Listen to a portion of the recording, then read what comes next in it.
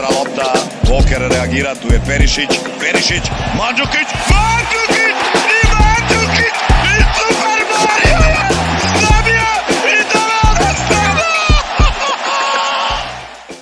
Bonjour à tous et bienvenue pour le premier podcast de l'histoire du foot croate en français. Pour ce moment charnière, j'ai l'honneur d'être entouré de trois anciens de la page du foot croate sur Facebook, qui étaient là avant que Meta n'existe. C'est dire à quel point ils sont là depuis longtemps. On va commencer par Bastien qui est en direct de Zagreb. On entend d'ailleurs les bruits de la ville pour vous dire à quel point c'est un envoyé spécial.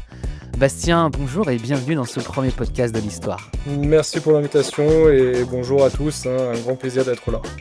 Bastien, spécialiste du championnat de Croatie qui nous délecte de ses magnifiques résumés depuis sur les dernières semaines du championnat et qui a une connaissance assez exceptionnelle, on peut le dire, du championnat national.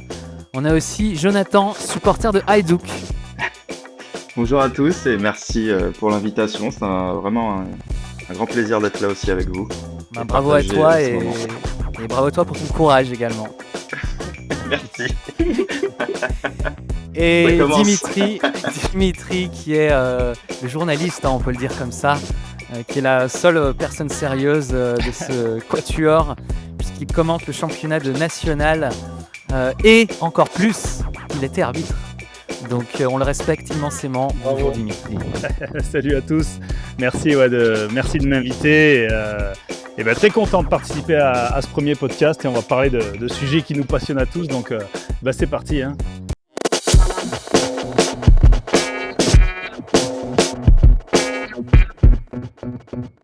C'est parti et on va commencer à faire, aujourd'hui on va tout simplement faire le bilan de la saison 2024-2025. On va le faire en deux temps. La première partie sera consacrée au championnat et au club croate, donc on parlera aussi bien de la HNL que des parcours en Coupe d'Europe, ou plutôt du parcours en Coupe d'Europe. Et dans un deuxième temps, de la sélection nationale, puisque là, on a eu la dernière trêve de l'année, avec une très belle victoire contre la République tchèque, qui était fondamentale, et puis une victoire un peu plus, on va dire un peu moins historique contre Gibraltar, mais qui en tout cas a permis de voir beaucoup de buts lors de ces deux derniers matchs.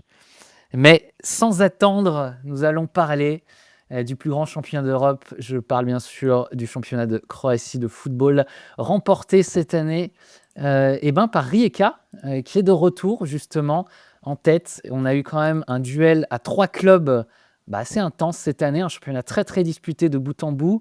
Trois clubs étaient à la lutte, Rijeka, le Dynamo et Hajduk.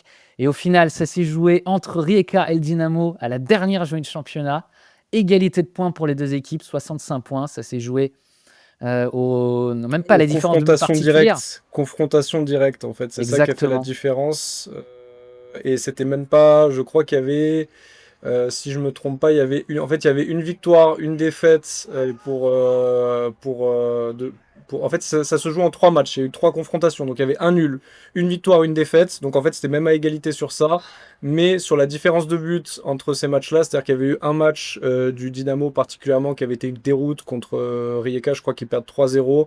Et en fait, sur ce match-là, qui est perdu 3-0, en fait, ou 4, qui entraîne d'ailleurs...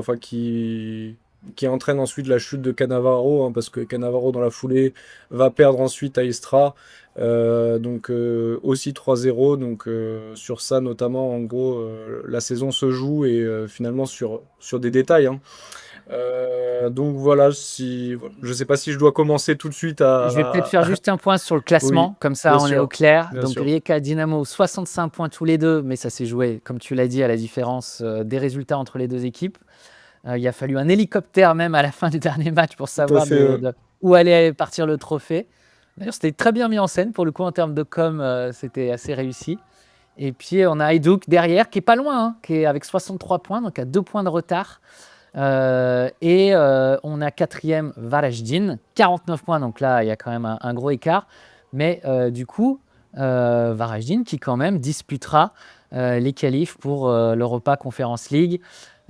Et club relégué, Šibenik qui descend et qui a eu quand même, au-delà de ses soucis sportifs, des soucis financiers assez remarqués. Mais Bastien, la grande question qu'on se pose tous Oui. ici, que la France même se pose, Qu'est-ce qui va se passer avec Šibenik, c'est évidemment. c'est est-ce que Rijeka mérite d'être champion de Croatie cette saison et plus que d'être champion, d'avoir fait le doublé? Alors, je serais. Bah alors, on pourrait dire que oui, il y a une part de chance hein, dans ce titre qui s'est joué, mais finalement, quand on regarde comparé aux deux autres hein, du trio de tête, donc le Dynamo et le Hajduk, finalement, on a quand même une plus grande stabilité sur l'ensemble de la saison, aussi bien en termes de résultats que aussi dans l'arrière-cuisine, hein, dans ce qui se passe dans les coulisses du club finalement. Une bien plus grande stabilité à Rijeka, non pas qu'il n'y ait pas eu des épisodes d'instabilité à Rijeka, notamment en début de saison, notamment sur des ventes de joueurs hein, qui étaient aussi forcées par le contexte économique du club. On a quand même, je crois, 6 ou 7 joueurs hein, majeurs du club qui partent sur la saison. Pour tout simplement alimenter les caisses du club. Hein. C'est-à-dire que c'est quasiment la seule rentrée d'argent du club, les ventes de joueurs. Et pour environ 16 millions d'euros, donc c'est pas non plus énorme pour ces joueurs-là. Maintenant, peut-être que ça va être amené à évoluer avec le titre, hein, et que la valeur des joueurs du club va augmenter. Donc sur ce que je pourrais dire après en termes de style de jeu, Rijeka, effectivement c'était pas un style de jeu très flamboyant. On les a comparés, alors parfois même certains joueurs de Rijeka dans les médias, on s'est un peu moqué d'eux, notamment Niko Jankovic avait dit qu'on pouvait comparer le style de jeu de Rijeka à l'Atlético Madrid avant le titre, hein. Donc ça c'était bien avant le titre, peut-être 10 journées avant la fin, il avait sorti une interview comme ça. Et beaucoup de gens en Croatie s'étaient moqués, bon alors notamment forcément les supporters des clubs rivaux, hein. Moi je suivais un peu tout ce qui se commentait là-dessus, se moquaient de lui en disant ouais mais lui il est complètement fou, il compare son club à l'Atlético Madrid. Mais en vrai c'est pas farfelu de dire ça parce que c'était un jeu quand même extrêmement défensif, on va avoir le temps d'en reparler après, mais il y avait quand même une très solide assise défensive avec le gardien, la défense centrale qui était ultra stable et solide, et finalement un jeu offensif pas extrêmement spectaculaire, mais sur quelques percées, quelques contre-attaques, avec le talent notamment, là aussi on va en reparler par la suite, d'un Tony Frouk en premier lieu, ça suffisait à arracher le plus souvent des victoires 1-0, 2-1 avec un but d'écart, qui font la différence hein, sur la fin de saison. Voilà, c'est ce que je pourrais dire déjà dans un premier temps sur Rijeka. Donc sur le titre en championnat, c'est mérité. Et sur le parcours en coupe, hein, je pense que ça peut pas être un hasard. Hein, finalement, si ce doublé arrive à ce moment-là, c'est que voilà, ils ont montré les meilleures choses sur l'ensemble de la saison.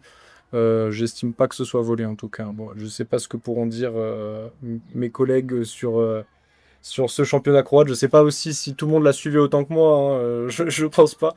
Même si c'est le meilleur championnat d'Europe, hein, Bien sûr. forcément. Mais ils ont bien tort de ne pas Il suivre n'y a autant pas que de toi. doute là-dessus. Et pour répondre notamment à ce que tu disais, on le voit tout simplement sur les stats. Rijeka, c'est 49 buts marqués. Oui. Dynamo en a mis 69, donc il y a quand même une Bien meilleur grosse offensivement. différence. Ouais, Mais par 20 contre, buts, ils ouais. ont largement la meilleure défense du championnat avec 21 buts encaissés. Même si Varagine se débrouille pas Varagine mal, aussi, très solide Varagine. 24. Ouais, Mais pour mais autant, Varagine, ils sont désastreux offensivement. Je sais pas si on en reparle après sur les perspectives on des dira clubs sans doute un mot pour oui, la sur les suite. perspectives en Europe. Tout à Ouais, fait. ouais. Ouais, parce que Varajdin, c'est 28 buts sur 36 matchs. Donc en effet, C'est un bunker. C'est la c'est un technique vrai du bunker, bunker. ouais, c'est ça. Donc tu disais que Rijeka a quand même fait une saison assez complète, hein, qu'on se le dise, même si on regarde tout au long de la saison, Oui. si on regarde l'évolution du classement, ils ont été au plus bas, troisième. Hein. Il n'y a pas eu un seul moment dans la saison où ils étaient au-dessous de la troisième place. Messieurs, Jonathan, Dimitri, Rijeka, qu'est-ce que vous en pensez ? Est-ce que quelque chose est-ce que ça vous plaît déjà de voir Rijeka casser un peu l'hégémonie du Dynamo ? Ah oui. Oui, certainement. hein. Le cri du cœur, c'était ça. J'aurais Ouais, préféré que ce soit un autre club, c'est sûr, mais, Ouais. mais non, c'est mérité, et c'est largement mérité, surtout, comme a dit Bastien, avec le nombre de joueurs clés qu'ils ont perdus, C'est clair. d'arriver à finir premier. Bon, certes, à égalité de points, hein, ça se joue à pas grand-chose, mais il faut quand même le faire. Surtout surtout- que justement, Hajduk a failli faire trembler un peu Rijeka, parce que Ouais. l'avant-dernière journée, victoire à Poliud en plus. Donc C'est ça. finalement, ça s'est pas joué non plus de Ah bah, grand-chose. c'était comme tu l'as dit, hein, jusqu'à la dernière journée, il y a eu l'hélico. 3 clubs pouvaient remporter le titre. c'était vraiment très serré. Je suis pas sûr qu'on ait vu ça euh, C'est unique en Europe, assez je récemment. pense. Pour cette saison, c'est unique, hein. Je pense qu'il y avait peut-être aux Pays-Bas où ça s'est joué aussi sur la dernière Les journée. Pays-Bas, ouais, c'est vrai que Ouais, mais c'était surtout assez. dans le championnat croate, je suis pas sûr qu'on ait Ouais. vu Ouais. ça Ah, assez souvent, quoi. ah oui, bah alors ça j'en avais parlé dans l'avant-dernier ou le dernier résumé que j'avais fait pour l'avant-dernière journée du coup. Donc c'est inédit depuis 95, 96, ou Ouais. Ouais, voilà, 94, 95. Mais ça fait après, 30 ans, je quoi. pense alors honnêtement, sans trop m'avancer, on est possiblement sur la meilleure mouture, hein, du championnat croate, peut-être dans toute Ouais. son histoire, hein. Entre le cocktail suspense plus niveau général des équipes, même Bah, les si surprises. Les surprises à côté, des quoi. surprises tout le temps, Varaždin, Slaven, Istra, Istra Oui. qui ont montré de incroyable. belles choses. Qui ont En, montré de fa- belles en- choses. en fait, c'était la revanche des clubs moyens de HNL, hein, hormis peut-être Lokomotiva, Gorica qui sont restés à leur niveau habituel. Šibenik, bah, voilà, qui finit par descendre dans des circonstances Pas aidé, financières ouais, désastreuses. financièrement. Ouais, Mais par contre, en termes de bilan comptable, Šibenik qui finit parmi les équipes, bah, je crois que c'est le meilleur résultat en termes de points pour une équipe qui descend à HNL. Depuis qu'ils sont sur ce format à 10 équipes. Donc je pense que non, c'était vraiment. Voilà, ils sont descendus en tout cas la tête haute chez Benik. Et je pense que la plupart des joueurs du club, vu les circonstances financières actuelles, et que le club va être relégué en 4ème division croate, ça c'est malheureux. À mon avis, la plupart des joueurs de Šibenik vont trouver d'autres clubs, hein, compétitifs, je pense en HNL ou ailleurs. Ça fait pas trop de doute à ce niveau-là, notamment pour certains éléments. Je pense à Santini, hein, qui a Eh montré qu'il oui. était toujours opérationnel, hein. Ou même c'est vrai. Morrison aussi. Il y avait Ante Schuto également. Alors bon, là, on est dans des joueurs un peu moins connus, mais il y avait quelques éléments comme qui ont plutôt brillé, hein, sur la saison à Šibenik. Kulušić aussi en attaque. Même le gardien aussi, Filipovic, qui était prêté par le Dynamo Zagreb, qui a montré plutôt des belles choses. Alors à voir, est-ce que le Dynamo Zagreb sera convaincu pour lui donner du temps de jeu? Ça reste à voir. Alors derrière Rijeka, donc on avait le Dynamo qui pour le coup a une saison rocambolesque, hein. Oui. Entre 3 changements d'entraîneur, ce qui est quand même n'importe quoi. Et pourtant, quand même des bonnes performances en Ligue des Champions, parce que ça s'est pas joué finalement à grand-chose pour accrocher un tour de barrage. Bon, après un début Euh, catastrophique quand même. Après un premier match catastrophique. Ouais. C'était que le premier match finalement, contre le Bayern, où ça se prend une valise. Et derrière, au championnat. Et qui coûte la place à Jakirovic immédiatement aussi. C'est-à-dire Ouais. que, Exactement. ça, c'était un petit peu sévère, je pense, comme décision. Et voilà. Mais je te laisse continuer pour la suite, hein, vas-y. Et donc en championnat, derrière, alors Cannavaro est arrivé, ça s'est plutôt bien fini en Champions avec une victoire contre le Milan. Et Oui. derrière, en championnat, ça s'est un peu écroulé. Au final, Mm. ça s'est joué à pas grand-chose, mais Enfin, je pense que le Dynamo paye, comme je le disais précédemment, en fait, paye son instabilité qui n'est pas tant au niveau de l'effectif. Alors Rijeka aurait pu perdre beaucoup en fait sur son instabilité au niveau de l'effectif, c'est-à-dire avec les ventes qu'ils étaient forcés de faire pour renflouer les caisses du club. Mais par contre, le Dynamo, eux, avaient des moyens financiers, hein, avec l'argent de la Ligue des Champions. c'est Les sûr. moyens financiers du Dynamo, c'est peut-être x10 par rapport à ceux des rivaux, aussi bien le Hajduk que. Alors, Rijeka, je ne sais pas même comment le situer. Mais par contre, le souci, c'est que l'instabilité, elle était plutôt en coulisses au niveau de la direction du club, qui est toujours très contestée. Au moins, à la moindre contre-performance, en fait, beaucoup de supporters se tournent contre la direction, s'en prennent à eux. Même il y a même certains qui militent pour le retour de Mamić. Alors bon, ils sont un petit peu dans Les nostalgiques. l'irréalisme parce que oui, bah ça, il y a une nostalgie réelle, hein, qui existe pour Mamić parmi certains supporters du Dynamo Zagreb. Mais ils oublient aussi que bon, Mamić avait aussi tout un système en place qui entretenait une certaine corruption dans le football croate. Et qui ne favorisait pas réellement la compétitivité du championnat, parce qu'en fait, ce championnat, à l'époque de Mamić, qui était quand même faussé d'avance systématiquement pour que le Dynamo gagne tout le temps, ça profitait pas vraiment à la compétitivité du championnat, donc à la compétitivité des joueurs, et ça se ressentait même sur le niveau de la sélection. Et curieusement, alors je vais pas dire que c'est lié, mais curieusement, quand Mamić se retrouve à fuir en Herzégovine, laisse tomber le Dynamo, ça coïncide avec la meilleure période de la sélection dans son histoire. Donc c'est quand même très étrange. Est-ce que c'est lié? Je ne sais pas. On va dire que c'est une coïncidence. Voilà. Désolé, Alors, j'ai fait une petite digression, Mamich, non, mais mais j'ai pas tu pu as tout à m'empêcher. fait raison parce que bon, ça reste un élément, un personnage central dans le foot croate. Une petite correction, dans le Dynamo a fait une grande partie de la saison à la 3e place et finalement, c'est vraiment sur la fin qu'ils arrivent à accrocher cette 2e. Parce que là, je vais être obligé de faire la transition, Jonathan, sur Hajduk, parce qu'il y avait quand même beaucoup d'espoir à nouveau. Ça fait 2 ans de suite qu'on croit beaucoup à un titre du côté de Split. C'est vrai, surtout cette année. Hajduk a été premier encore durant l'hiver. Ils l'ont été à nouveau il n'y a pas si longtemps, il y a quelques semaines. Et il y a eu un Ouais. peu un écroulement sur la fin de saison.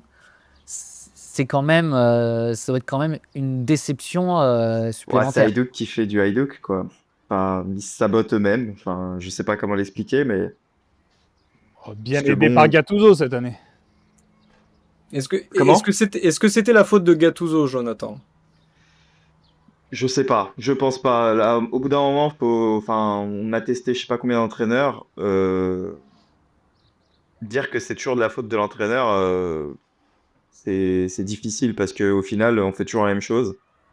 Peu importe l'entraîneur qui vient, Et puis qui vient l'avoir dans le gardé club. malgré les mauvais résultats en qualif, puisqu'ils se font sortir par. Alors je regarde le nom parce que j'ai oublié. Rujom Berok, Rujom Berok. est-ce qu'ils sont slovaques ou hongrois? Je sais plus. Non, slovaque. C'est slovaque. Et je me suis dit, bon, c'est plus un mal pour un bien, on va se concentrer sur le championnat. Bah, et bah bon, bah voilà quoi. Bon, ce qui est dommage, c'est de terminer 3e parce que on aurait mérité, pour moi, je pense, au moins de finir 2e. Bon, premier aussi également, parce qu'on a quand même tenu pas mal Ouais. tout le Ça joue à 2 championnat à points. première place. Comment?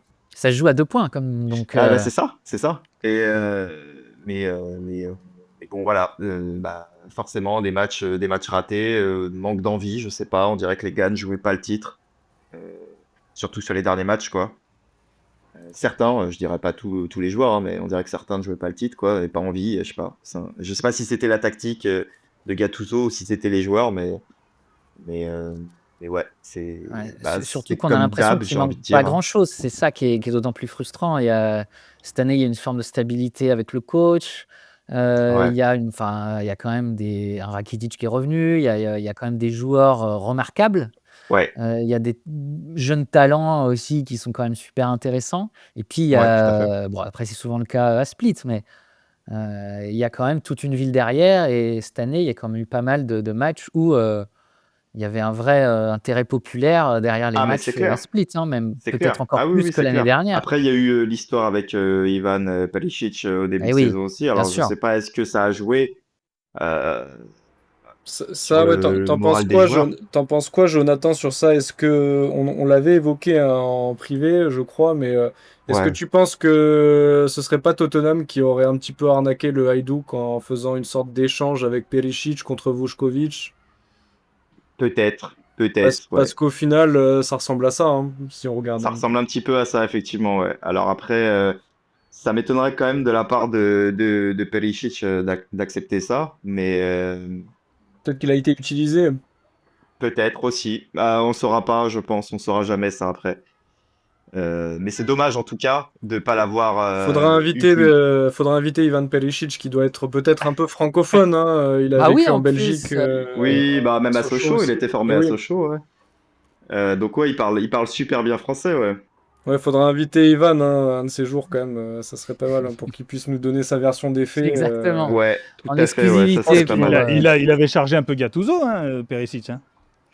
C'est vrai qu'il y avait une embrouille, ouais. Il y avait une mauvaise entente entre les deux et Donc pour moi, l'histoire officielle, c'était ça, quoi. C'était, bah, il est parti parce que mauvaise entente avec le coach, quoi. Oui, et visiblement que Gattuso voulait pas le faire jouer, que du coup, il y avait toute cette histoire.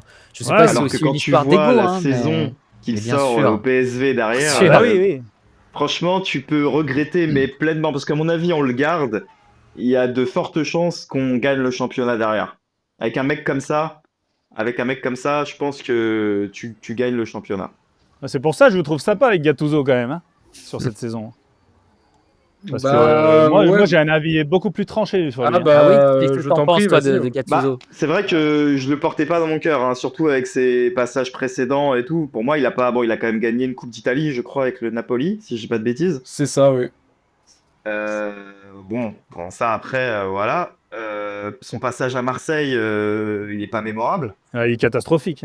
Voilà. Ouais, bon, après, beaucoup se sont cassés les dents à Marseille. Après, c'est pas Oui, le oui, seul. oui. Mais du coup, au final, il a fait un peu, peut-être un peu mieux que certains qui étaient avant, mais bah, pareil, quoi. On échoue toujours au même endroit et ça revient à la même histoire. C'est Hajduk, bah, toujours pas de titre et ça commence à faire long là. Clairement, ça va être dur de encore essayer de se renouveler et surtout de garder la foi. Parce que, après, Il y a toujours un espoir, je il y a pense. toujours. Ouais, et puis, excuse-moi, Bastien, mais Mm. c'est vrai que là, on repart sur une fin de saison, donc un espoir européen. Et pour le coup, la Conference League, qu'on se le dit, c'est une compète où il faut qu'il y ait des clubs croates. Parce que sinon, de toute façon, le COEF UEFA va s'effondrer. Parce que côté Chypre, côté suédois, eux, ils font des points dans cette compète. Et pour le coup, d'avoir au moins un club qui participe, et un club comme Hajduk a tout à fait sa place en Conference League, ça pourrait donner aussi une autre dimension à leur saison s'ils étaient Ah oui, amenés à oui, oui, jouer c'est l'Europe. clair, mais Hein. il faudrait la jouer vraiment à fond, quoi, du coup. Ah bah totalement. Mais tu peux pas, je pense, jouer. Enfin, je sais pas si on pourrait jouer ça à fond et en plus le championnat à côté. Est-ce qu'on a l'effectif pour? Écoute, j'ai envie de te dire, est-ce que Euh, Rijeka là, Rijeka l'a tu pas. Hein. vois, je Rijeka pense que c'est la va. même problématique pour tout le Ouais. monde, hein, sauf pour le Dynamo qui pourra toujours se démerder d'une façon ou d'une autre. Bah, alors en fait, pour la saison prochaine, en termes de perspective, il faut bien noter que le Dynamo va être obligé de se séparer d'énormément de joueurs clés parce qu'il n'y a plus l'argent de la Ligue des Champions qui rentre, donc ils vont devoir faire des grosses ventes. On pense à Baturina en premier, hein, je pense que vous êtes au courant de Bah ça. déjà, Sušić qui est parti Voilà, Sušić, c'est déjà à fait. l'Inter. Donc ça c'est officialisé, il n'y a aucun doute. Maintenant, Baturina, sa destination finale, on parlait de Como, on parlait d'autres. Como, ouais. Voilà, on va voir, l'avenir le dira, c'est trop tôt pour en parler. Mais c'est sûr qu'il va partir donc pour un montant à déterminer, peut-être 15 millions minimum, peut-être 25 dans ces eaux-là maximum. Ouais, ils veulent ils veulent 28 millions, j'ai vu le Dynamo. Mais- Oui, bon, oui, enfin, entre ce qu'ils veulent et ce qu'ils auront, voilà, je pense que c'est peut-être pas trop réaliste quand même, hein, parce que Baturina, il a aussi montré ses limites en deuxième partie de saison, notamment, il a été quand même beaucoup moins décisif qu'il avait été en première partie de saison. Si on regarde la première partie de saison de Baturina, c'est incroyable. On le voit même en Coupe d'Europe sur certains matchs. Moi, je me rappelle du match contre Monaco, où il joue sur une pelouse détrempée incroyable, avec incroyable, ce 10 cm d'eau sur la pelouse partout sur le terrain. Tu vois les joueurs de Monaco, bon, sans doute ils ont une meilleure pelouse hein, au Stade Louis II, je veux bien comprendre. Hein. Mais les joueurs de Monaco, ils étaient en très grande difficulté. Même les coéquipiers de Baturina, ils semblaient aussi en difficulté. Il y avait que lui, par contre, lui il faisait des dribbles, des crochets, des trucs comme ça. Alors que, bon, c'était Jésus sur ce match-là. Moi, j'avais trouvé. Ouais, très à l'aise, ouais. Il marchait sur l'eau littéralement. Donc, par contre, en deuxième partie de saison, peut-être aussi à cause des changements de coach, hein, on l'a trouvé beaucoup moins à l'aise.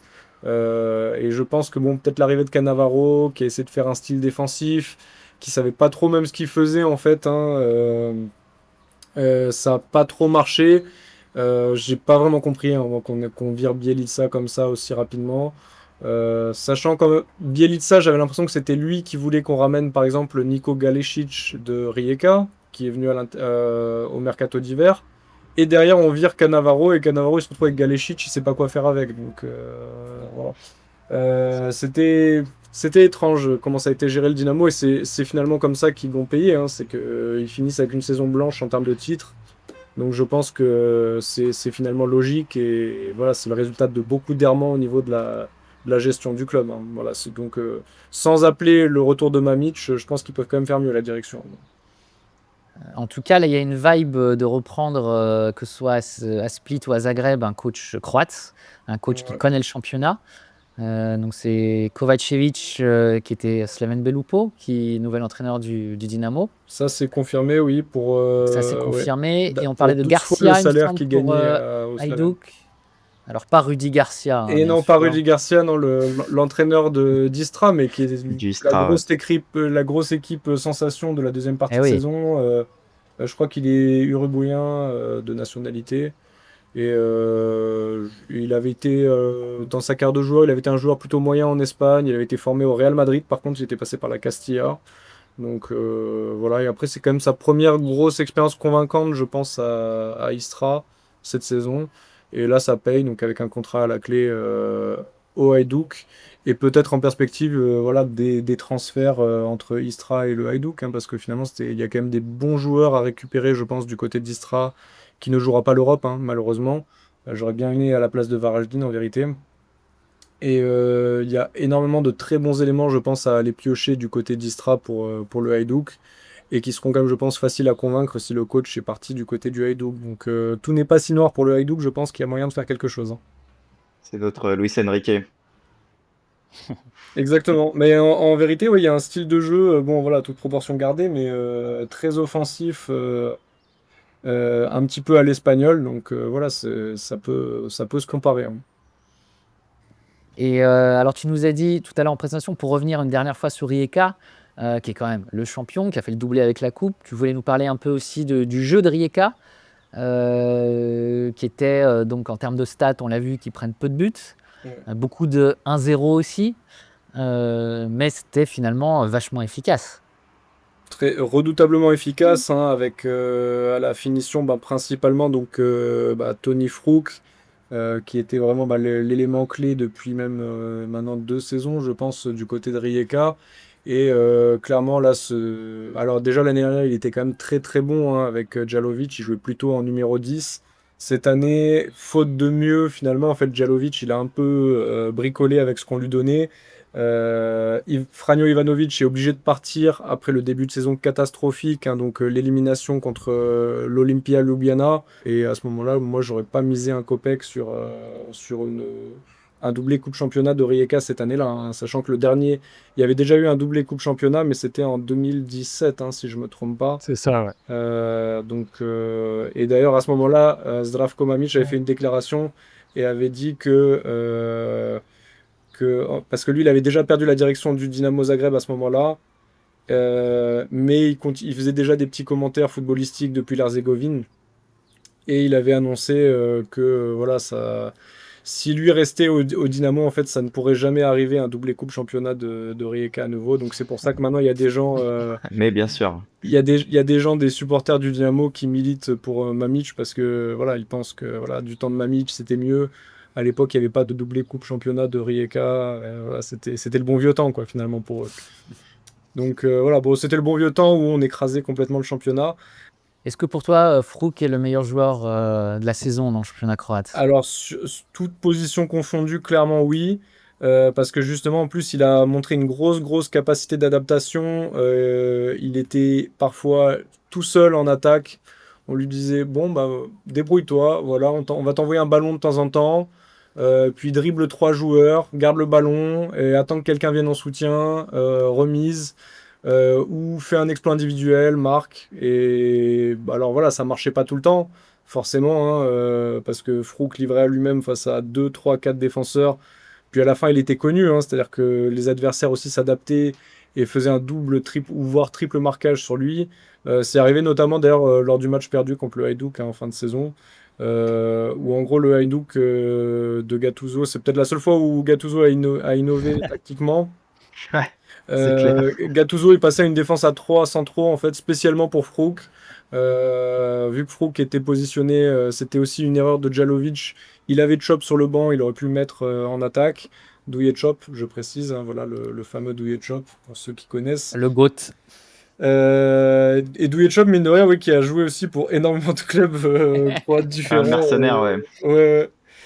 Et, Formé au Hajduk, non, si je dis pas de bêtises. Et possiblement, oui, ou je crois que il c'était était Dynamo, au RNK Split peut-être. Peut-être. Ça mériterait de le vérifier. On va vérifier. Mais il a fait Šibenik, il a fait Dynamo, ça c'est sûr. Dans les Il est passages parti en marquants. Espagne aussi. Ça, ouais. Alors après, en Espagne, il était à Malaga, je crois. Alors, en effet, formé au Hajduk. Ouais, Malaga. Formé au Hajduk. Formé à Hajduk. Bonne époque de Malaga, ouais. Il est parti au RNK Split, ouais, effectivement, mais il a été formé au Hajduk Ouais. à la base. Mais donc, ouais, sur Frouk, au final, indiscutablement meilleur joueur parce que capable de s'adapter à une position de 9, de 9,5, de 10. Donc, en fait, c'est un peu le couteau suisse en attaque. On le met n'importe où en position axiale, soit derrière un attaquant, soit en pointe. Il est capable de performer, il l'a montré. Et puis, il y avait un moment, même dans la saison, il avait un rendement en nombre de buts qui était comparable à celui de Dembélé au même moment au PSG. Donc, faut bien réaliser comme bon. Alors, certes, Ah, bah le voilà le ballon d'or. certes, il joue voilà, dans le championnat croate. Il faut quand même garder, enfin, raison garder à ce niveau-là. Mais en termes de statistiques, il était quand même dans les tout meilleurs européens. Et Frouk, ils vont pouvoir le garder. Et non, ça c'est sûr qu'il part. C'est sûr qu'il Ah part. oui. Pour moi, c'est Ouais, c'est sûr. mérité. Ouais, Malgré la Coupe destination. d'Europe, Euh, parce que des fois, en fait, le il- Dynamo attendait la fin des, enfin, Ouais. des barrages pour savoir s'ils vendaient ou pas le joueur. Enfin, c'était de Piazza, je m'en rappelle.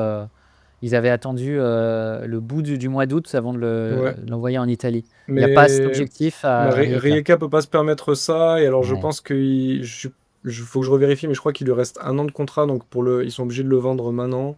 Ah oui. C'est Après, dommage. après, il risque de partir pour quand même un beau chèque, probablement le plus gros transfert de l'histoire de Rijeka. Il avait été récupéré dans la réserve de la Fiorentina par, si je me trompe pas, par Rijeka, gratuitement bien sûr, en fin de contrat.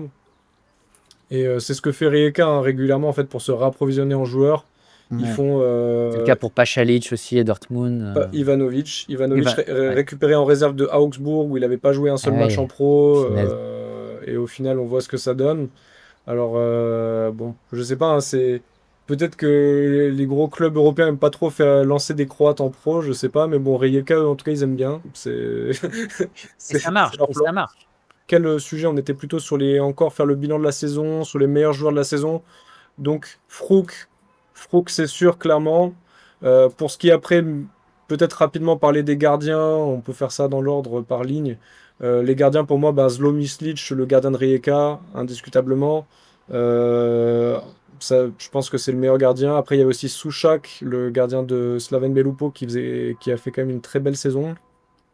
Il y a beaucoup de très bons gardiens cette année quand même en HNL. Il y avait aussi Banic à Gorica qui a maintenu en vie Gorica à lui tout seul et qui va peut-être signer pour le Hajduk vu qu'il est en fin de contrat d'ailleurs. Donc voilà, dédicace à Jonathan. Formé au Hajduk aussi, hein, je et crois. oui, formé au Hajduk, tout à fait, exactement. Il y a Bien celui du joué. Lokomotiva qui a été dans l'équipe type là, sur plusieurs semaines. Šubarić, oui, effectivement. Alors, Ouais. en fait, on s'attendait pas à grand-chose de lui. Je sais pas vraiment où est-ce qu'ils l'ont trouvé à la base. Avant, il y avait Čavlina, du coup, qui était quand même très très bon, très solide. Le jeune Čavlina qui est maintenant deuxième gardien au Dynamo. Et finalement, ils ont trouvé Šubarić pour cette saison et je pense que ça a plutôt bien marché. Il va rester clairement. Šubarić très bien, mais il y a eu vraiment des bons gardiens. Même Malenica dans une saison très compliquée pour Osijek, il est très fort. J'ai du mal à trouver même Zelenica à Varaždin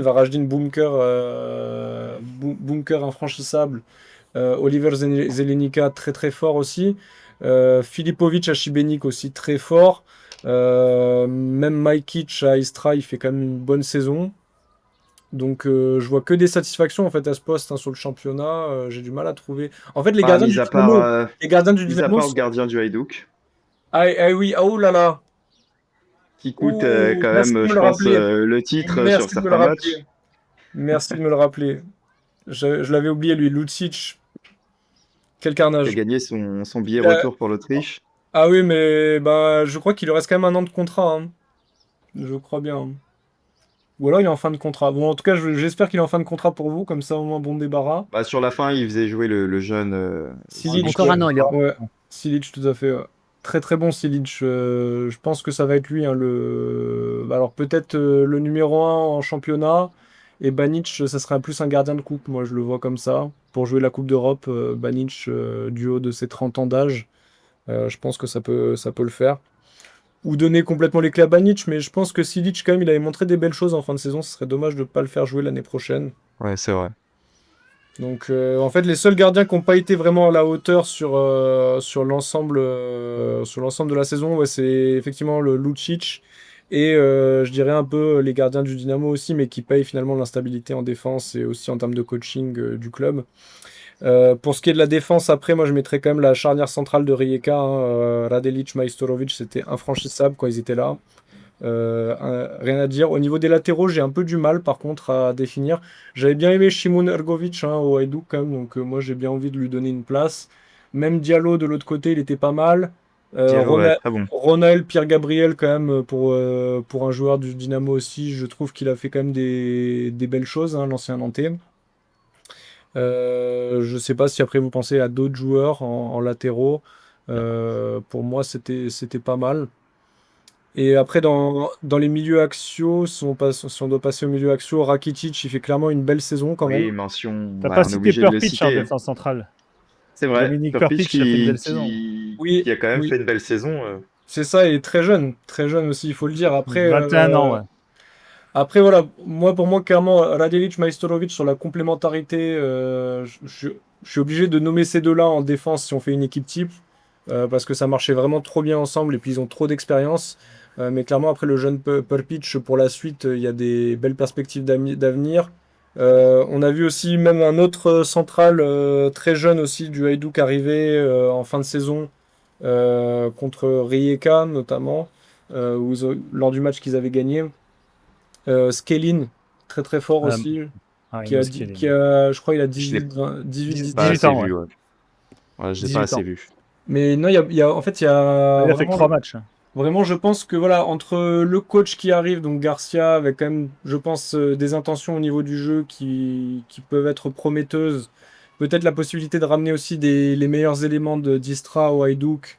Bah, Euh, Valincic, par exemple. Valincic, c'est vrai, Valincic, oui. Ah bah, Valincic, on pourrait le nommer aussi dans les latéraux de la saison, hein, je pense, Ouais. parce qu'il a été vraiment très fort, souvent dans la construction des actions, souvent sur des passes décisives. Et alors, une fois qu'on lui a mis Vinko Rosic devant, alors là, c'était un carnage, hein, parce que ce couloir à gauche de d'Istra, quand tu avais Vinko Rosic. Alors c'était interchangeable, donc ils avaient Vinko Rosic en ailier gauche ou sinon Lawal, le Nigérian aussi, qui était très rapide forcément et aussi très bon dribbleur. Ça faisait vraiment du dégât en fait. Enfin, ça a coûté cher au Dynamo notamment, hein. Quand t'as un couloir gauche aussi fort, même le couloir droit aussi de l'autre côté qui était très fort avec Lisitsa. Ça a fait du dégât et notamment le Dynamo ou même Rijeka l'ont payé cher contre Istra. Et donc au niveau des milieux axiaux, après vous penseriez à qui? Moi ouais, donc il y aurait Rakitic Oui, bah, en Rakitic obligatoire, hein, satisfaction. ça c'est sûr. Je pense pour Rijeka Selahi, hein, il est même international albanais, je pense. Et c'est vraiment le pur 6 récupérateur. Alors, il n'est pas très fancy, il va pas faire des grands dribbles, des choses très spectaculaires.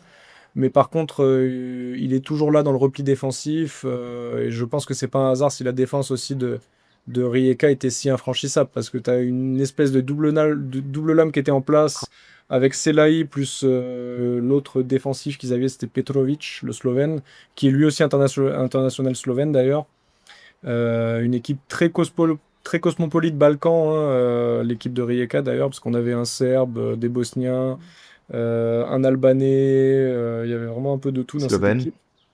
Et un Slovène, du coup, Petrovic, qui était là aussi au milieu. Donc il y avait un peu de tout. Donc moi j'ai bien aimé Selahi, donc on pourrait faire un petit Selahi Rakitic au milieu. Mudragia aussi, qui était pas, franchement, qui a fait une belle Modragia, ouais. saison au Lokomotiva, qui sauve quand même pas mal le Lokomotiva. Il a planté Sans- pas mal de buts cette sans saison, lui- je crois. 14 buts. Sans lui, ils Ah, sont quand même. foutus. Sans lui, ils Troisième sont meilleur foutus. buteur. Troisième meilleur buteur, il est milieu de terrain. Hein. C'est Et ouais, je dirais second attaquant, peut-être, ou 10, ouais, mais c'est vraiment le ouais, maître peut-être à qu'il joue en jouer. 10. C'est Ouais. le maître à jouer, ouais, de. C'est pas vraiment un milieu axial, c'est pas un 6, c'est pas un 8, c'est vraiment plus 10, Oui, 9,5. oui. Profil quand même très offensif, il est souvent quand même plutôt dans la conclusion des actions, très haut sur le terrain. Mais Mudragia, c'est clair que sans lui, le Lokomotiva cesse d'exister sur cette saison-là. Peut-être que même le Lokomotiva descend et Šibenik est encore en première division, hein, s'il n'y a pas Mudragia et par exemple Šubarić aussi. Sans ces deux éléments principaux pour le Lokomotiva, clairement, il n'y a pas grand-chose. Pour ce qui est après Des ailiers, alors Vinko Rosic, moi gros coup de cœur sur Vinko Rosic. Après, il a joué qu'une demi-saison parce qu'il est arrivé au mercato d'hiver en provenance de Posuchier libre, je crois, et signé gratuitement par Istra. Donc, Posuchier, pour ceux qui connaissent pas, c'est en Bosnie-Herzégovine, hein. Voilà, c'est un club très moyen de première division de Bosnie-Herzégovine. Et là, je dirais la très bonne pioche d'Istra sur cette saison parce que clairement, à partir du moment où il est arrivé, il a complètement changé le rapport de force pour Istra sur la deuxième moitié de saison. Son arrivée coïncide avec l'explosion d'Istra qu'on a pu voir. Ouais, c'est vrai qu'il a fait il a fait de beaux matchs, surtout sur la fin de saison, ouais, comme tu dis. Il montre de belles choses et je pense que ça peut, alors soit être bien pour Istra la saison prochaine, soit peut-être pour un Pour autre moi, club en HNL, peut-être le Hajduk si, comme tu dis, l'entraîneur faut qu'il rapatrie les parte. joueurs. Pour moi, faut qu'il parte. Voilà, j'espère qu'il ira au Hajduk. Après, moi, j'ai plutôt une préférence pour Rijeka si je dois choisir un club en Croatie. Donc, ça me chiffonnera un peu s'il va au Hajduk. Mais il pourra pas aller à Rijeka. Je le vois pas aller à Rijeka, sachant que Rijeka ne mettra pas d'argent, je pense, pour faire un transfert avec Istra. Et en plus, il y a une rivalité aussi un peu avec Istra. Donc, je les vois pas trop donner de l'argent à Istra sur ce type de transfert. Donc pour moi, ça serait clairement le Hajduk qui serait en pole position pour l'arrivée d'un Rosic. Mais après, à voir, parce qu'il vient de signer son contrat en Ouais, fait il vient d'arriver. Ouais. avec Istra. Est-ce qu'Istra va accepter de le laisser partir pour pas trop cher? Je pense pas. Donc ça peut coûter un peu cher ce type de transfert. À suivre. À suivre, à suivre. Je sais pas après sur les autres ailiers si quelqu'un d'autre Le est petit, T'as Licitsa aussi, hein, Licitsa de oui, l'autre côté, aussi. il Ouais, fait qui est un, c'est il convoité vrai. fait, par le Dynamo. il Les fait un deux se nombre, complètent bien, hein.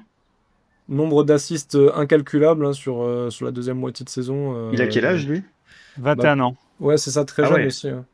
Pour moi, on pourra en parler, ça sera en fin d'émission, mais je pense sur Licitsa Rosic, ça peut être dans les joueurs L'avenir peut-être de la pour sélection, hein. l'avenir de la sélection. Si Dalic, voilà, on en parlera, si Dalic se décide à utiliser des ailiers, parce qu'il aime pas trop utiliser des ailiers. Je pense que tout le monde a remarqué ça. Oui, Et ouais, on Et en donc, reparlera après, ouais, mais ouais, effectivement. oui, Et on le pourrait. petit, Oui, dis-moi. je voulais rajouter, moi, le petit Jagušić, Eh Adriano, oui, oui, Adriano oui, bien Jagušić, sûr, c'est vrai. qui a Oui, marqué des buts du Slaven. extraordinaires, hein. incroyable. Incroyable pied gauche, capable de tirer des coups francs, des frappes lointaines. Impressionnant. Et 19 ans seulement, hein. Que 19 Ouais. ans. Donc lui aussi à Euh, surveiller. Stojkovic aussi du Dynamo aussi très très fort. Je pense clairement son avenir se dessine en sélection, hein. Mais encore une fois, voilà, il est ailier, plus ou moins. Donc est-ce que Dalic voudra faire jouer des ailiers? On n'est pas sûr. Vous parlez de Licitsa, il vient de signer au Dynamo, hein.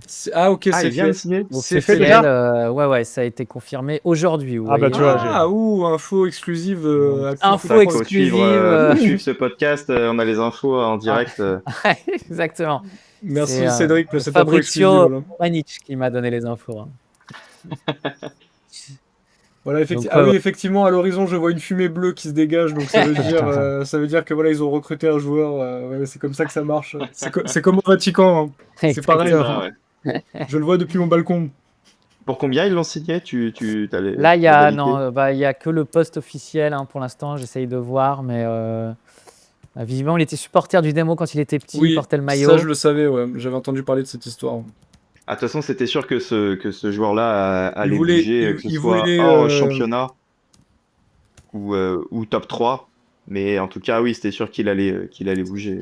Alors, très très fort Cédric, parce que ça a été officialisé il y a exactement 9 minutes par le Dynamo Zagreb sur leur page officielle. Dommage que cette émission ne soit pas en direct pour vraiment. Donc là, on est Ah oui, ça- sur de l'info très très fraîche. Cette info n'existait pas au début de notre débat. C'est quand même pas Mais mal. Bravo. donc, étant donné que voilà, il a fait le transfert de sa carrière pour l'instant au Dynamo, je pense que de belles perspectives s'écrivent pour lui aussi en sélection, hein. Oui, Ah non, c'est ça un va beau être tremplin là. très intéressant de suivre ça et sans doute un des joueurs à suivre la saison prochaine, ça c'est sûr. Oui, même s'ils perdent Baturina, en fait, le Dynamo, en récupérant ce profil-là de joueurs, ils peuvent aussi avoir un Luka Stojkovic replacé dans l'axe à la place de Baturina. Stojkovic, lui, va rester, c'est sûr. Sachant qu'il est quand même un petit peu plus jeune aussi que Baturina, je crois. Piazza devrait rester aussi, je pense. Ouais. Piazza bouge pas normalement parce qu'il a quand même un contrat encore en cours. Petkovic, ça, c'est sûr qu'il part hein, après cette saison catastrophique. D'ailleurs, c'est aussi lui, je pense, lui et d'autres cadres hein, de l'équipe qui peuvent être aussi considérés comme responsables, hein, je pense, de cette saison blanche. Petkovic a quand même. Bon, déjà, il fait des saisons souvent en demi-teinte, mais cette année, c'était encore pire, hein, j'ai l'impression. C'est la pire saison depuis son arrivée au Dynamo et ça coïncidait avec la fin de son contrat. Forcément avec la perte des moyens financiers dont il disposait avec la Ligue des Champions, on lui a proposé un nouveau contrat. C'est-à-dire que le club a quand même proposé un nouveau contrat à Petkovic alors qu'il sortait quand même d'une saison catastrophique où il fait peut-être, je sais pas, toute compétition confondue, il doit peut-être marquer 3-4 buts. Il joue très très peu de matchs, il est plus ou moins blessé. Il y a des échos qu'il y a des problèmes aussi en extra-sportif avec des gens de sa famille qui seraient dans des histoires de paris sportifs, de dettes de jeux, de choses comme ça. C'est ce que j'entends hein, autour de D'accord, moi ouais. en fait à Zagreb, notamment son frère, je crois. Je veux pas trop m'avancer, mais je crois que j'avais entendu des histoires comme ça. Euh, et donc, en fait, au final, il n'était pas trop concentré sur le sportif, il était plus sur de l'extra-sportif, plus ou moins blessé, on sait pas. Ça se voyait même au niveau du visage, hein, il avait l'air marqué, un peu en dépression. Je me rappelle sur certains matchs, même contre Varajdin, quand il marque son péno après un superbe plongeon. Voilà, enfin, il n'y avait vraiment pas péno hein, pour moi. Euh, on voit, enfin voilà, on le voit célébrer, mais en fait, il avait l'air un peu au bout du rouleau, quoi. Et Ouais, c'est seulement 4 buts. voilà, bah, c'est ce que je me disais. Il n'a pas été appelé en sélection d'ailleurs. Non, mais Non, mais Il je a crois pour les deux qu'en derniers plus, matchs. j'en non, veux à pas. chaque Hein. trêve, il était même pas là. Hein. Il est là au printemps, il était pas là non plus. Non, mais il a Ouais, bah, clairement il le plus de paye, niveau. Hein. quoi, et il le paye de sa saison. Non, mais il a montré qu'il y a des grosses carences, même en termes de professionnalisme, pour un joueur de son calibre qui avait quand même. Bon, voilà, il avait éliminé le Brésil à l'époque, hein, quasiment. Donc, bon, on en a tous des frissons quand on y repense de ce moment-là. Je pense que c'était moi, ma plus grande émotion en tant que supporter de l'équipe de Croatie. Hein, Ah, il y a débat. Bah, Alors, un jour, pour moi, on oui. pourra faire le débat. Un jour, on pourra faire le débat. Peut-être Mandzukic contre l'Angleterre, quand même. Ah oui, celui-là, il m'a fait frissonner. Ah oui, Mandzukic contre Celui-là, l'Angleterre. c'est vrai que Et deuxième, mémorable. du coup deuxième. Ouais, je suis plutôt d'accord. En deuxième, je le mettrais aussi. Tu nous parlais des milieux de terrain? Du coup, je pense qu'on a fait le tour hein, au niveau des Ouais. ailiers. Oui. Donc en 10, on met Frouk, hein, indiscutablement, forcément, le boss. Ouais. Et puis en 9, bon, Jonathan, mais qui d'après toi? Bon, Vaya. c'est vrai que Livaya mérite. Il fait, Oui, il fait, oui. il fait sa saison hein, au début du Hajduk.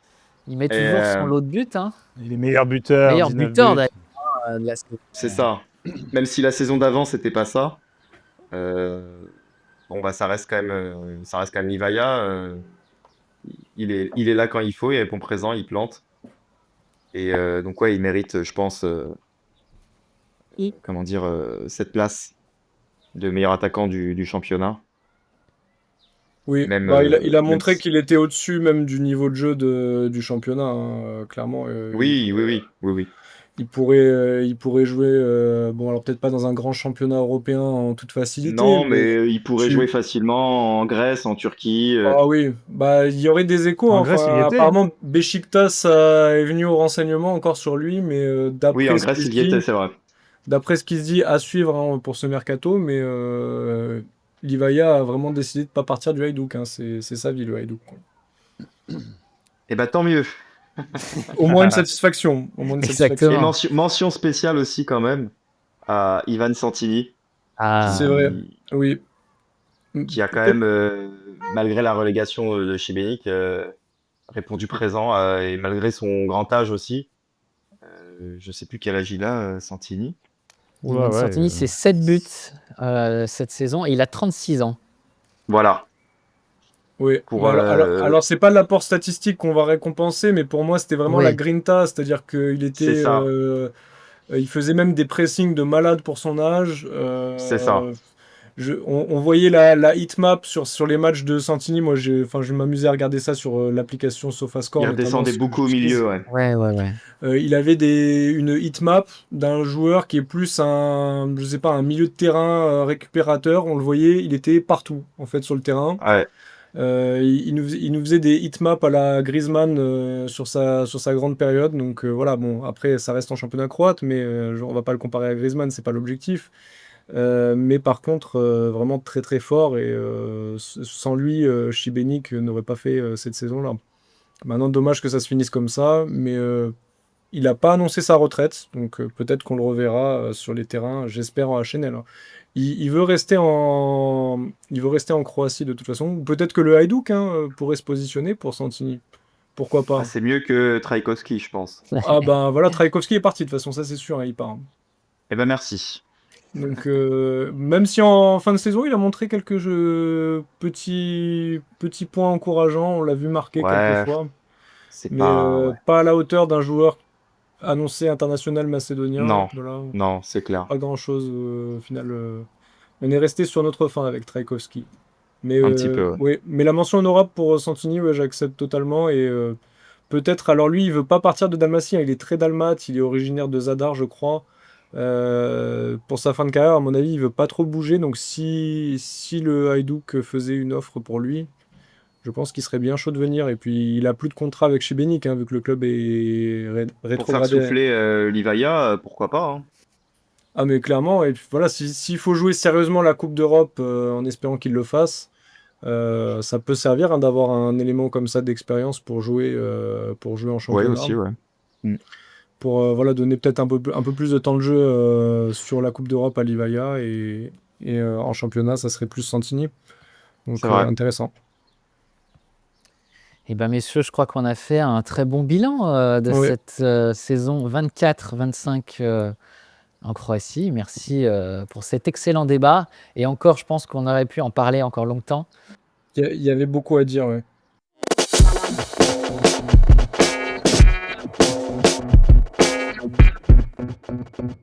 Je vous propose de prendre un petit temps pour parler de la sélection nationale, pour terminer en beauté, parce que c'était C'est quand ça. même assez extraordinaire, hein, on peut même le dire, presque inattendu.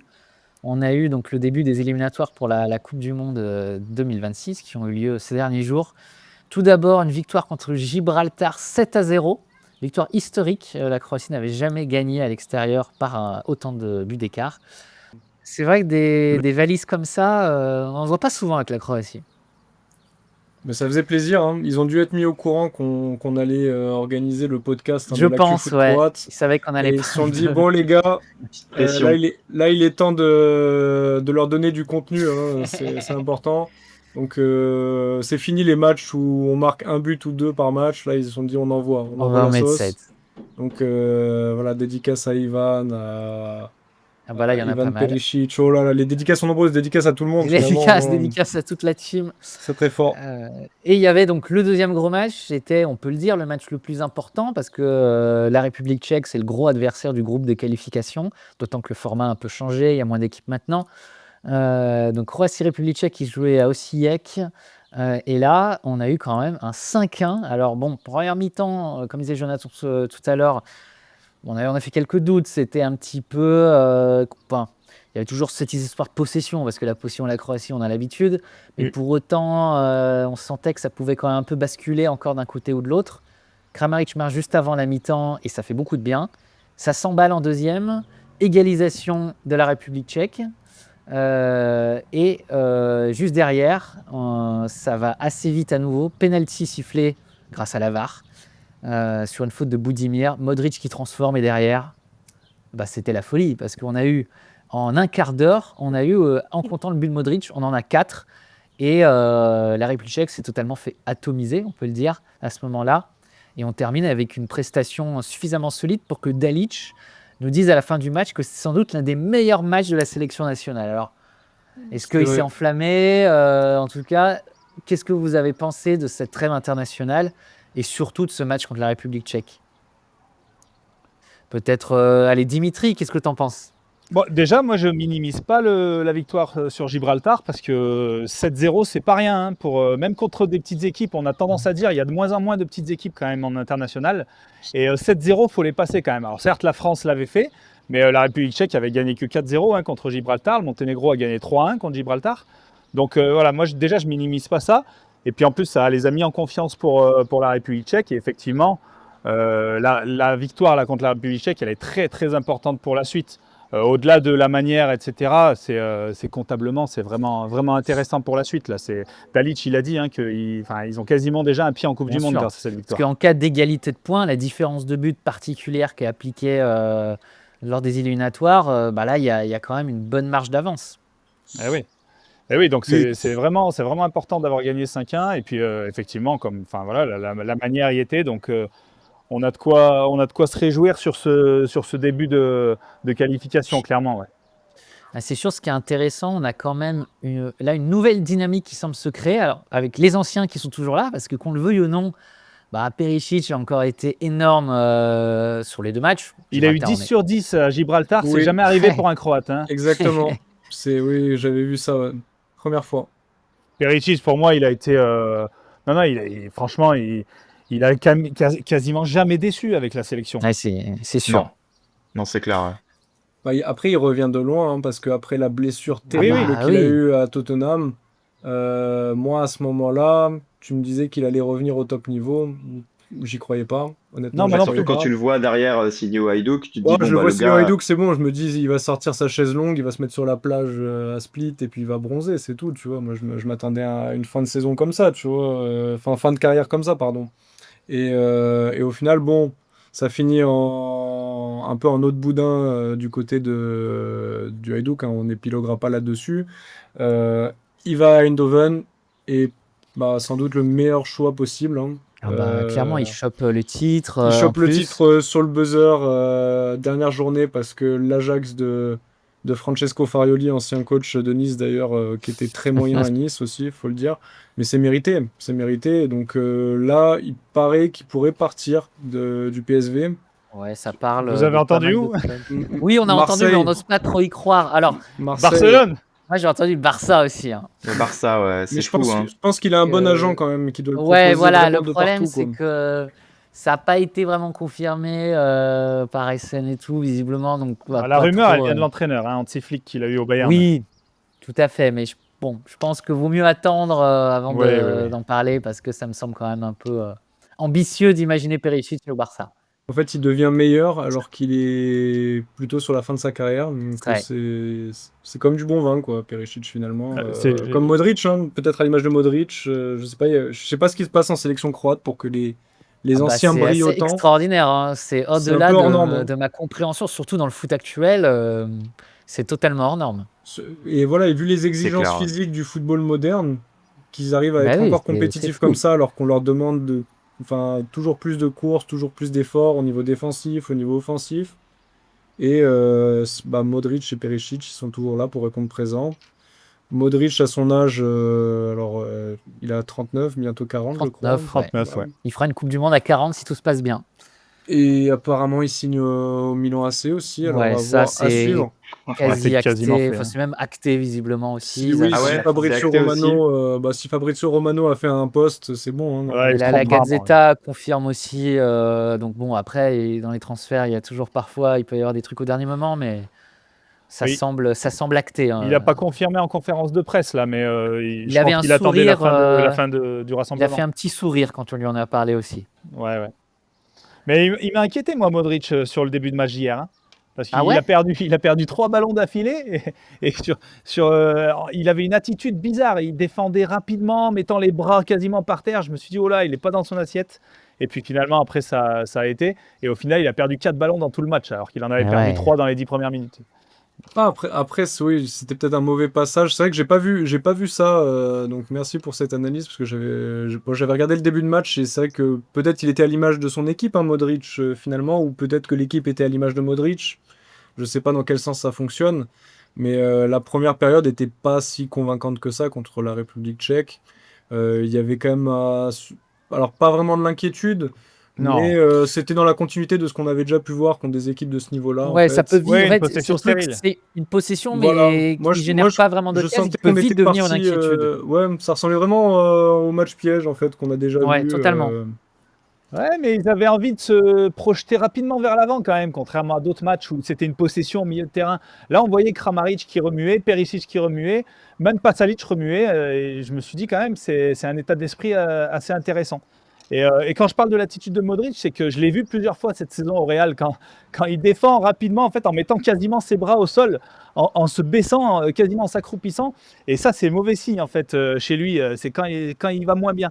Mais bon, je me suis trompé parce que hier, finalement, il a réussi sa partie.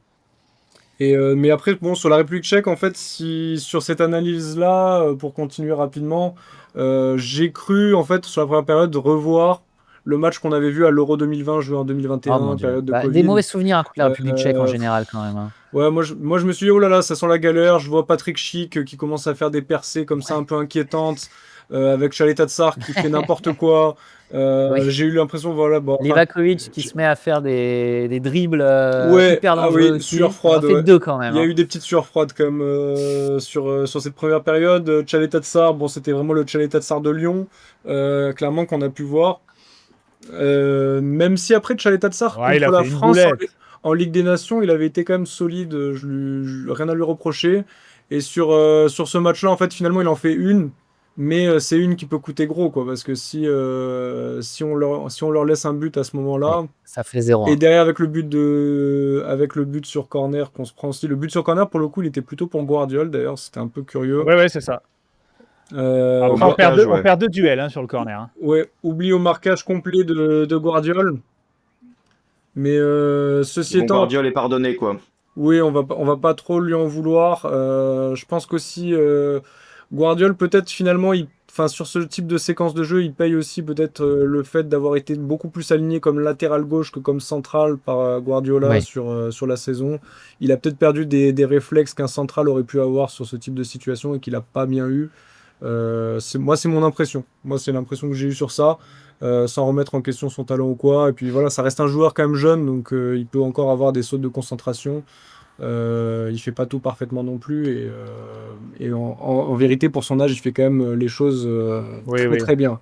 Très très bien. Il a beaucoup Euh, bougé en première mi-temps. Il était partout. C'est ça. Bah, et je pense qu'il apporte énormément. Alors maintenant, apparemment, City aurait recruté donc Ait Nouri en latéral gauche, qui devrait partir plutôt titulaire en latéral gauche, je pense, parce qu'il est quand même assez fort pour le poste, hein, Ait Nouri.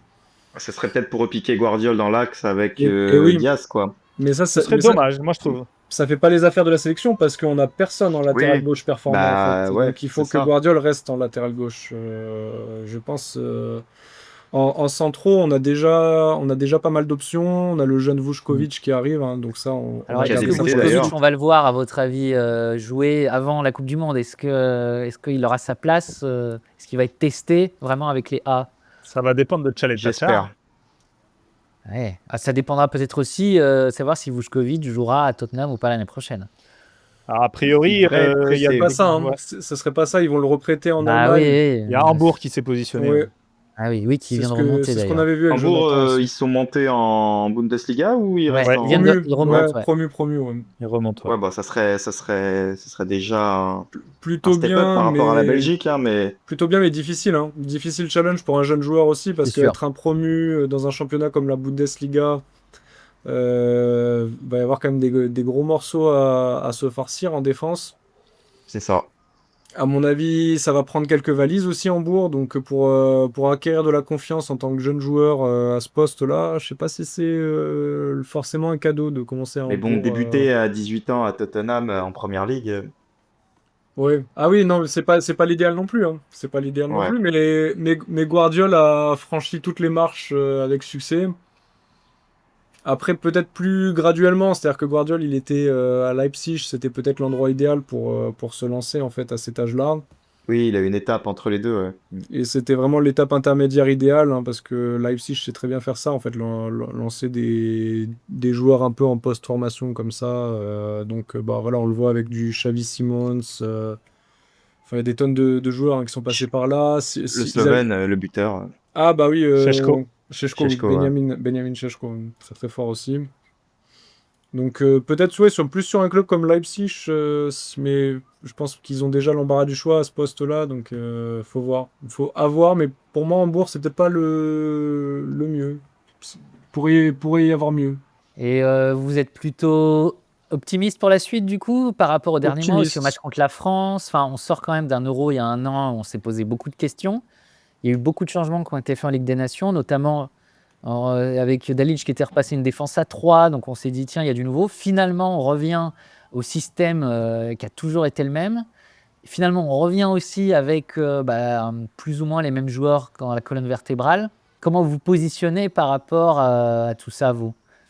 Ouais, il y a quand même, ouais, il y a quand même de quoi être optimiste. Ça, c'est sûr, surtout sur les 2 derniers matchs. Après, c'est vrai que sur la double confrontation contre la France, je pense on a mal géré le match retour.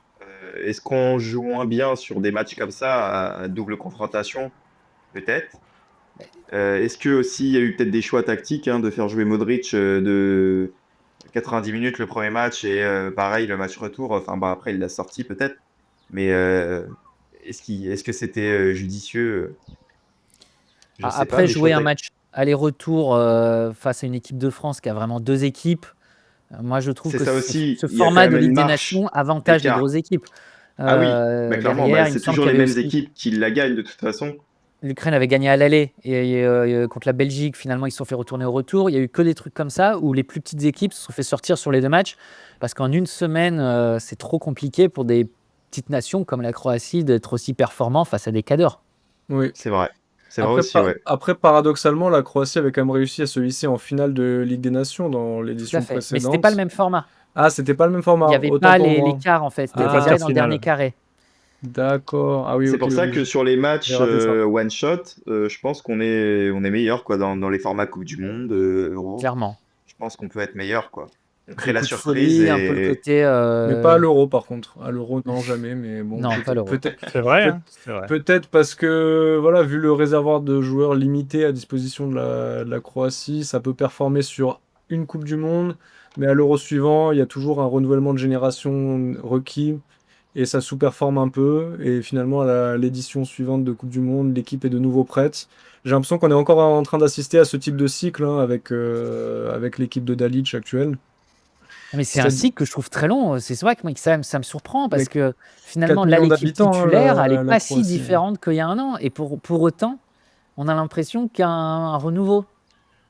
C'est ça qui est quand même assez, je trouve, étonnant avec cette sélection-là. Ce que tu dis, c'est que ça a mis du temps à se faire, le renouvellement de joueurs, tu penses En fait, je trouve qu'il n'y a pas tant de renouvellement que ça depuis un an dans l'équipe type.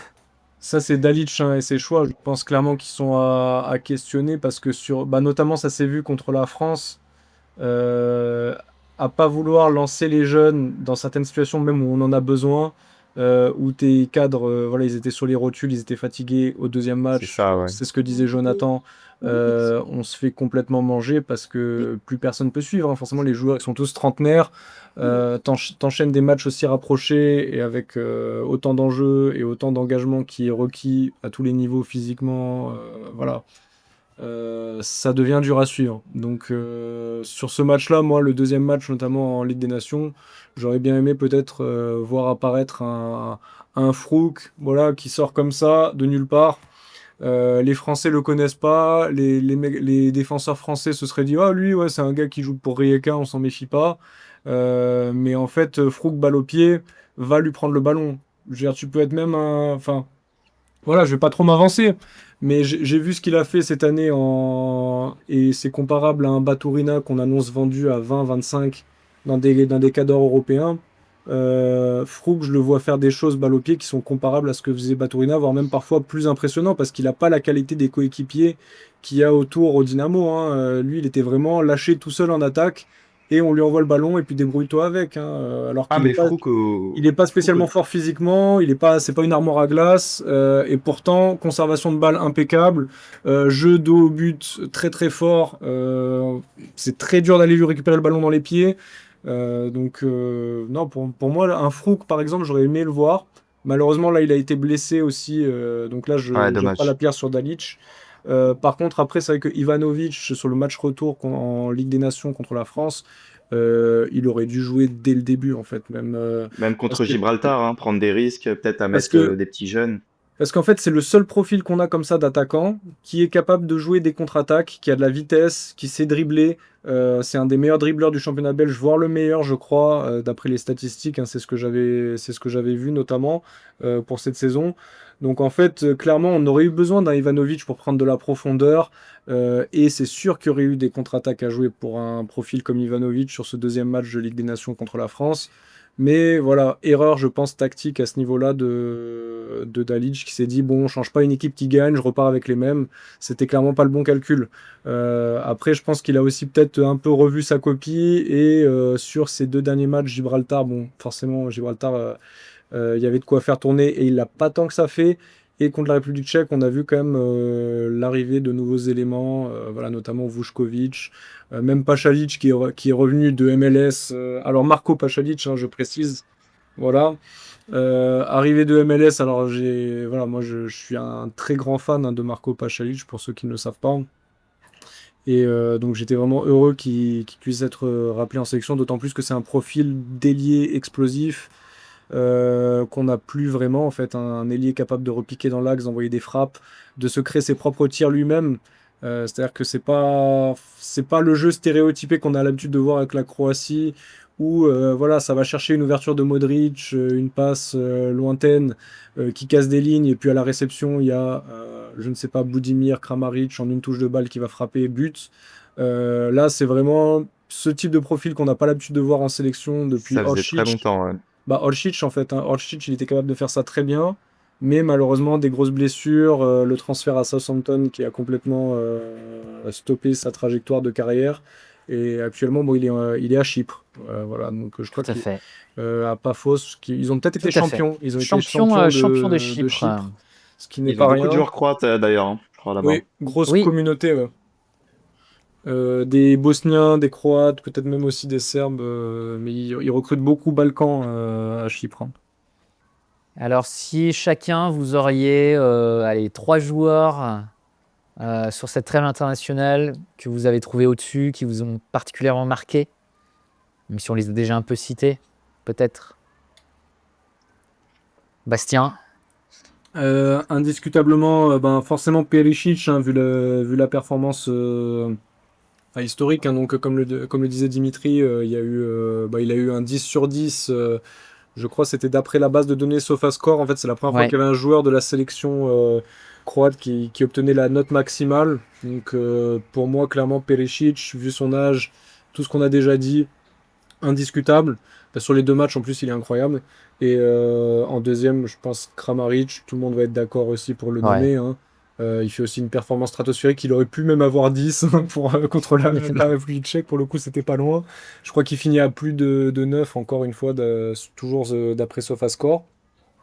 Et pour le troisième, alors là, je laisse la parole aux autres parce que je vois pas trop qui se distinguerait le plus, finalement. Ben, moi, j'aimerais bien dire Mario Pašalić, du coup, que j'ai trouvé J'allais dire la même ah. chose, ouais. Oui, encore un milieu, pour le coup, mais qui est vraiment toujours valeur sûre, Très qui fait toujours percutant, le taf, qui fait les bons choix, qui est super intelligent et qui, dans un collectif, quand ça tourne bien autour de lui, c'est vraiment un rouage hyper utile. Et je le trouve vraiment, contre la République tchèque, je l'ai vraiment trouvé dans son élément.